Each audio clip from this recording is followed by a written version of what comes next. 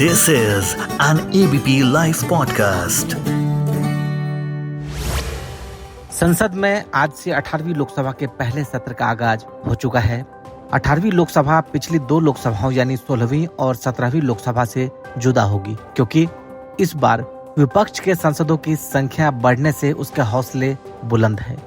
दूसरी तरफ पिछली दो लोकसभाओं में पूर्ण बहुमत रखने वाली बीजेपी इस बार अपने बलबूते बहुमत हासिल नहीं कर सकी। इस बार बीजेपी ने नहीं बल्कि नेशनल डेमोक्रेटिक अलायंस यानी एनडीए ने बहुमत हासिल किया है, जिसका नेतृत्व बीजेपी कर रही है। ऐसे में 18वीं लोकसभा को लेकर बहुत सारे सवाल और बहुत सारी जिज्ञासाएं हैं और इस पर हमारे साथ इस वक्त बात करने के लिए वरिष्ठ पत्रकार अवधेश कुमार जी हैं। अवधेश जी, संवाद पर स्वागत है आपका। संसद में 18वीं लोकसभा के पहले सत्र का आगाज हो चुका है, आप कैसे देखते हैं?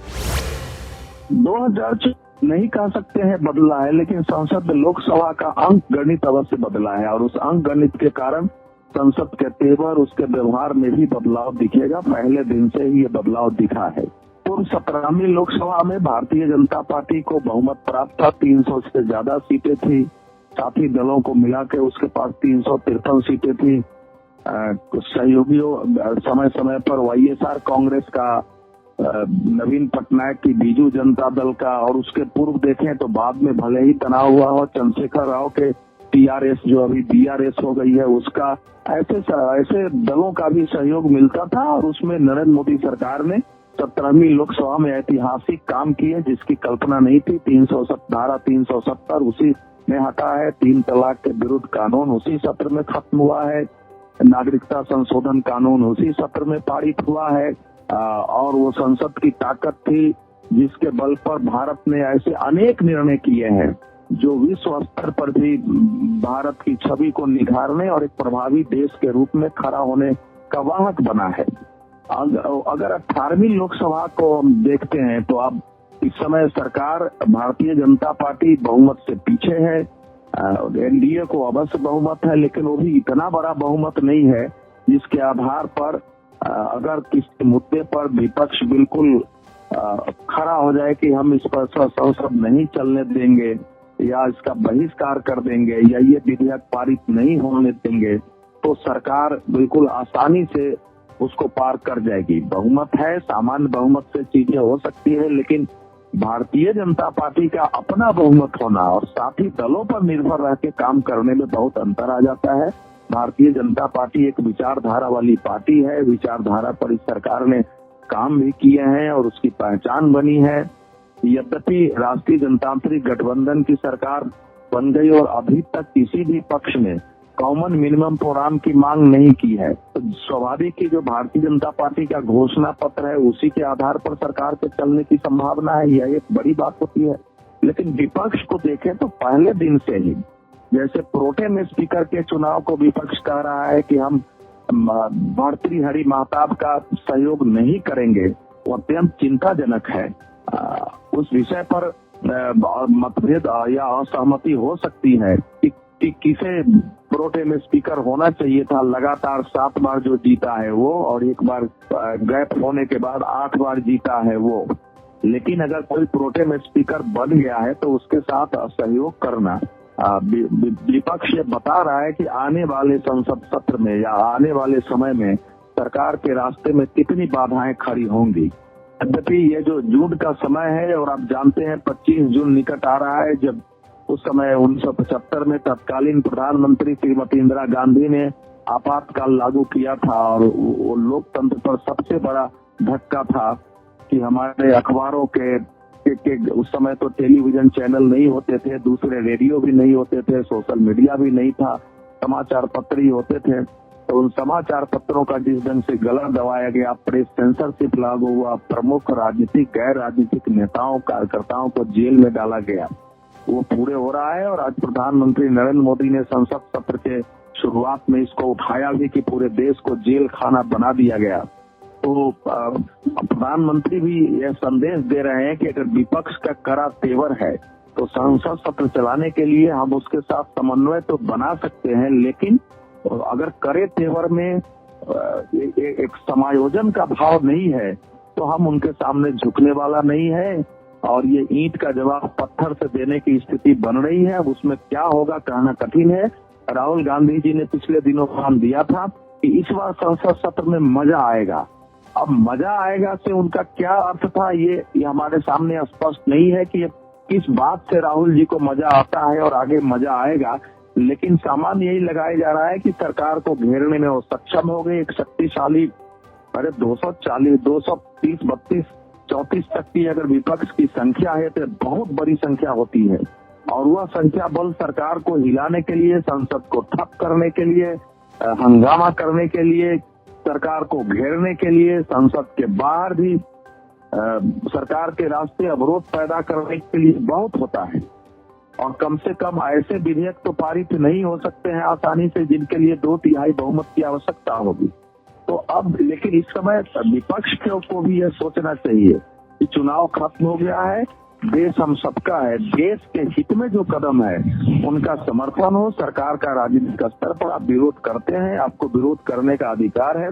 पिछले दिनों राष्ट्रीय स्वयंसेवक संघ के सरसंघचालक मोहन भागवत के भाषण को लेकर विपक्ष ने बहुत ही आवाज उठाई थी, लेकिन उसमें उन्होंने यह भी कहा था कि लोकतंत्र में और देश में कोई विरोधी नहीं, प्रतिपक्ष होता है, ये दूसरे पक्ष की आवाज होती है। तो प्रतिपक्ष की भूमिका अगर विपक्ष निभाता है तो शायद देश के लिए अच्छा हो। अनेक चुनौतियां हमारे सामने हैं, विदेश की चुनौतियां हैं, आर्थिक चुनौतियां हैं, आंतरिक सुरक्षा की चुनौतियां हैं। इन सब चुनौतियों का सामना करने के लिए सत्ता पक्ष और विपक्ष के बीच एक सामंजस्य होना जरूरी है। लेकिन विपक्ष का आज का तेवर, जब पहले दिन ही प्रोटेम स्पीकर का कहा जा रहा है कि सहयोग नहीं करेंगे, तो क्या इसका अर्थ क्या है? शपथ दिलाने की भूमिका होती है, प्रोटेम स्पीकर की 2 ही भूमिका होती है, शपथ दिलाना और स्पीकर के चुनाव करा के स्पीकर के बैठने के बाद फिर उनकी भूमिका समाप्त हो जाती है।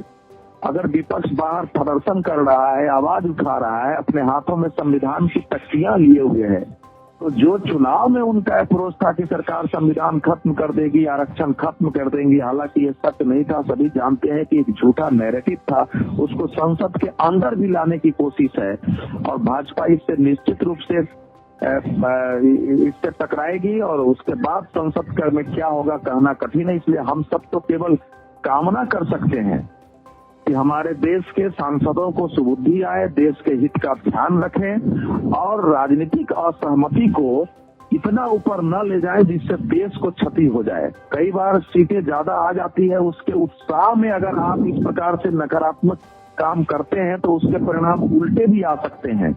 यह संभव नहीं है कि लोगों ने कई कारणों से भाजपा के उम्मीदवारों को जगह जगह हरा दिया है, लेकिन वो इतनी बड़ी हार नहीं है कि उसकी भरपाई नहीं हो सकती है। इसलिए विपक्ष को सतर्क, सावधान रहते हुए अपने व्यवहार को ठीक रखना होगा ताकि उनकी छवि जनता के बीच जाए कि ये भी जिम्मेवार हैं। सोशल मीडिया की तरह अगर तूफान खड़ा होगा, बयान दिए जाएंगे कि सोशल मीडिया में कितने सुर्खियों बनते हैं, तो इसको हम नहीं मानते हैं कि यह राजनीति देश के हित में होगी, सकारात्मक होगी, इसका जनता के बीच अच्छा संदेश जाएगा। एक सर शॉर्ट में जवाब चाहेंगे कि नई लोकसभा का क्या कुछ एजेंडा होगा, किन मुद्दों पर तकरार हो सकता है और कौन से मुद्दे छाए रहेंगे? नए संसद का जो एजेंडा है वो क्या कुछ रहेगा? नए संसद में टकराव के लिए किसी एजेंडे की जरूरत नहीं है। इस समय जो तेवर है विपक्ष का उसमें टकराव ही एजेंडा है। हम सब लोग मानते हैं कि संसद के पहले सत्र में होगा, क्या होता है संसद के पहले सत्र में सबसे पहले बजट पारित करना होता है। अब एक पूर्ण बजट आएगा, अंतरिम बजट हुआ था, एक पूर्ण बजट आएगा, वो पूर्ण बजट उससे आगे देश का खर्च चलता है। लेकिन इस समय जो नीट की परीक्षा के जिस दिन से क्वेश्चन पेपर हुए हैं और उस शर्मनाक है, वो प्रशासनिक विफलता है, उसको विपक्ष अवश्य ही सामने लाने की कोशिश करेगा। जम्मू कश्मीर में इधर 3-4 आतंकवादी बड़े हमले हुए हैं, वो भी विपक्ष उसको उठाएगा। अर्थव्यवस्था की विपक्ष की महंगाई को लेकर और रोजगार को लेकर चूंकि चुनाव में उन्होंने आवाज उठाई है, तो वो भी एक बड़ा मुद्दा रहेगा। सरकार की ओर से इस समय जो मुद्दे हैं, वो तो पहला मुद्दा है कि हम ठीक से बजट पारित कर लें और बजट पारित करने के साथ कुछ जो घोषणाएं इस बार भारतीय जनता पार्टी ने अपने घोषणा पत्र में की है कि सरकार में आने के बाद हमको क्या क्या करना है, किसान सम्मान निधि का विस्तार करना है, महिलाओं के लिए कैसे कदम उठाने हैं, युवाओं के लिए 125 दिनों का कार्यक्रम घोषित है, कि युवाओं के लिए अलग से कार्यक्रम किया जाए। 3 वर्ष में का एजेंडा है कि इसी सत्र में हम भारत को तीसरी इकोनॉमी बनाएंगे, उसके लिए कुछ स्टेप्स उठाए जाएंगे। तो ये सारे एजेंडे हैं, इस पर बहस होगी। अभी जो पड़ोसी देशों का मामला है वो विपक्ष ने पहले से ही उठाया हुआ है, तो वो भी है। चीन के साथ संबंध का मामला है, विपक्ष उसको भी उठाएगा। तो विपक्ष की का जो इस समय एजेंडा है, क्योंकि सरकार के एजेंडे पर इस समय विपक्ष नहीं चलने वाला है, ये बिल्कुल ध्यान रखिए। संसद का जो सामने जो आप देखेंगे कि सामने हमारे पास एजेंडे आए हैं, उसमें कई विधेयक हैं, 11-12 विधेयक हैं। वो शायद उनमें ऐसे कोई आपत्तिजनक नहीं है जिनको कि विपक्ष को समर्थन देने में समस्या हो, लेकिन विपक्ष उनमें भी बाधा डालेगा कि जो विपक्ष इस समय अगले 3 राज्यों का चुनाव देख रहा है, महाराष्ट्र, हरियाणा और झारखंड। इस वर्ष 3 राज्यों के चुनाव है जो निकट होने वाले हैं, और संसद सत्र अपने एजेंडा से परे इन 3 राज्यों के चुनावी एजेंडे का एक मैं समझता हूँ ट्रेलर बनेगा राजनीति का। जी, तो जाहिर तौर पर इस बार विपक्ष और सत्ता पक्ष के बीच तकरार बने रहने की पूरी संभावना है। और एबीपी लाइव पॉडकास्ट के साथ बातचीत करने के लिए अवधेश जी बहुत शुक्रिया आपका। This is an ABP Live podcast.